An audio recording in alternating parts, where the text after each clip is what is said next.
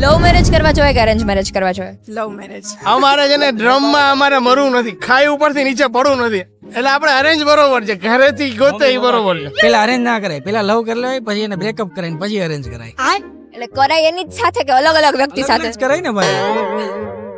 એક થાળી ખમણ ખાઈ લીધું હોય તો પછી સમોસા ખવાય ને. લવ ઇલ્યુઝન જ થઈ જાય, મેરેજ નું ટોપિક આ લેબલ લાગી જાય ને એટલે. હું તો કહું છું લવ મેરેજ કરવા જોઈએ. ઓકે, કારણ અમારે લવ મેરેજ છે. મારા અરેન્જ મેરેજ છે તો મને એવું થાય કે અરેન્જ કરવા જોઈએ. જે ફાવે એ કરવા જોઈએ. હું એરેન્જમાં બિલીવ કરું છું કે પેરેન્ટ્સે જે શોધ્યું હોય બેટર છે. મેરેજ જો કરવા હોય ને તો અરેન્જ મેરેજ કરે, એટલે અડધો 10 વર્ષ તો જાણવા હોય છે, પતી ગઈ જિંદગી.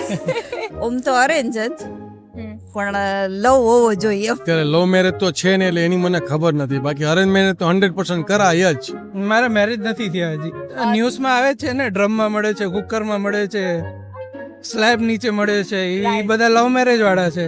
અત્યારના સમય જોતા હે ને લવ મેરેજ કરવા જોઈએ, કે હમણાંના કિસ્સા આપણે જોઈએ બરોબર, કે લવ ક્યાંય હોય ને પછી મેરેજ દરાર કરે ને પછી એની પરિસ્થિતિ ખરાબ થાય, એના કરતા પહેલેથી જ જાણતા હોય અહીંયા જ ભણી જવાય. લવ મેરેજ કરાય કે અરેન્જ મેરેજ કરાય? Arrange marriage. Okay, Y?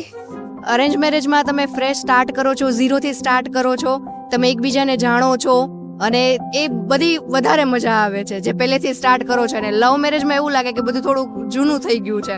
અને બીજી એક વસ્તુ અત્યારના જનરેશન પ્રમાણે કહું તો કે સંબંધ બહુ જાજા તૂટે છે.